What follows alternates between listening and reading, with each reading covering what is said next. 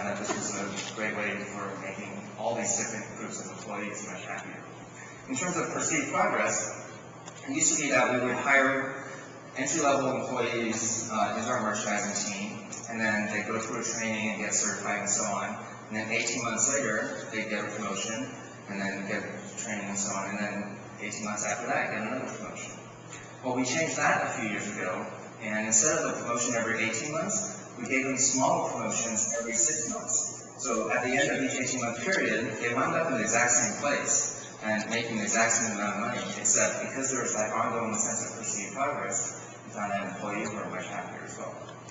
In terms of connectedness, there's a lot of studies that show huge link between employee engagement and employee productivity. And then one of the things that correlates most highly with employee engagement is whether you have a best friend at work or the number of friends that you have at work. And so those are also additional reasons why we put so much focus on company culture at Zappos. And then vision meaning being part of something bigger than yourself that has higher purpose. I talked a bit about that as well. Another framework is Maslow's hierarchy. There's a great book called Peak, P-E-A-K, by Chip Conley. And he actually takes Maslow's hierarchy and condenses it into 3 levels for employees and customers and investors. So for example, for employees, the 3 levels he has are for employees to think of their work as a job versus career versus calling. And so our goal at Zappos is to move employees up that pyramid so that they really view their work as a calling. And our goal is for employees to still be with the company 10 years from now. And the only way that's going to happen is if each employee feels like they're continually growing and learning both personally and professionally. So that's why we invest so much in ongoing training and mentorship for all our employees at Zappos. And then the last framework I want to share is that there's 3 types of happiness: pleasure, engagement, and meaning. And the first type of happiness I like to call the rockstar type of happiness. It's actually, out of these 3 types, the shortest lasting type of happiness. But it's all about chasing the next high. And it's great as long as you can sustain it. But what the studies have shown is that as soon as your source of stimuli goes away, your happiness just plummets and drops right back down to where it was before. And so it's very hard to sustain for most people unless you're basically like a rock star.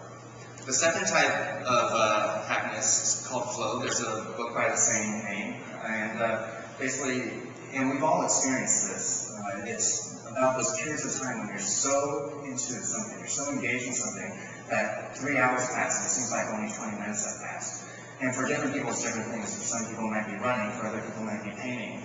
For professional athletes, they refer to it as being in the zone when peak performance means engagement.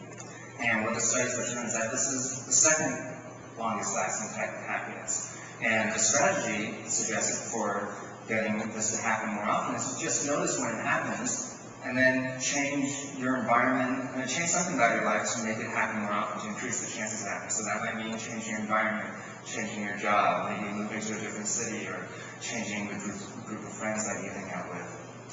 And then the third type of happiness, which is the longest lasting type of happiness that the research has shown, is just having meaning in your life, being part of something bigger than yourself. And so for some people, it might mean volunteering for your favorite charity, for example.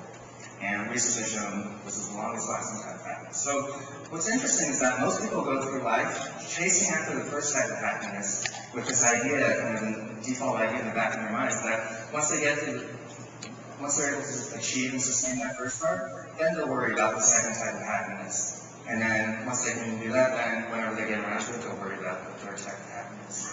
When, based on the research and the data, the proper strategy is actually to figure out the third type of happiness first. And then after that, layer on the second type of happiness. And then once you've achieved that, then the first type of happiness can be put on, and that's just kind of like icing on the cake.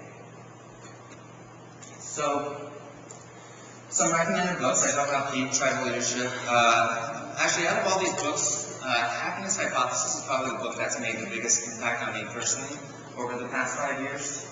And in it, the author actually looks at a whole bunch of different religions and philosophers and cultures from all different time periods. And each of them has different ideas of what happiness actually is, what it means to be happy. But what's interesting is he looks at each of those beliefs and then compares it with actual scientific research that's been done, and then either agrees with or disagrees with different parts of their beliefs. So my contact information, you can email CEO@zappos.com for a copy of this presentation. There's also this culture book, which I'm happy to send out for free, but it's a physical book, so just remember to include your physical mailing address. If you're ever in the Las Vegas area, go to tours@zappos.com. We'll pick you up in a shuttle, give you a tour. It's a fun tour. It's about an hour and then drop you off at your hotel. So, just wanted to leave with an observation that I made a while ago. The best businesses are those from the research that are able to combine profits, passion, and purpose. And what I thought was really interesting is that we were just talking about the three different types of happiness, and those three types are basically pleasure, passion, and purpose. And the happiest person is someone who can figure out how to combine all three. So really, like, what makes for an individual to be happy, and what makes for a great business, like, they're really just the great business is really just a bigger version of happiness for an individual. So I just thought that was pretty interesting comparison. In a way, it's almost like they're fractals of each other. So, just want to leave you guys with thinking about what percent of your time do you want to spend learning about the science of happiness, and how much happier, how can the science of happiness, that knowledge, help your business, your brand, and yourself individually. And all the research shows that companies with a higher purpose actually perform better financially in the long run, and that individuals that have a sense of meaning and purpose in their lives are actually happier. Think about, what is your company's higher purpose, and what is your own individual higher purpose? I'm not up here trying to sell another pair of shoes, but if you've been inspired to make your customers happier by focusing more on customer service, or you've been inspired to make your employees happier by focusing more on the company's core values and company culture, or you've just been inspired to make yourself individually happier, then I'll have done my part in helping Zappos achieve our higher purpose, which is all about delivering happiness to the world. Thank you very much.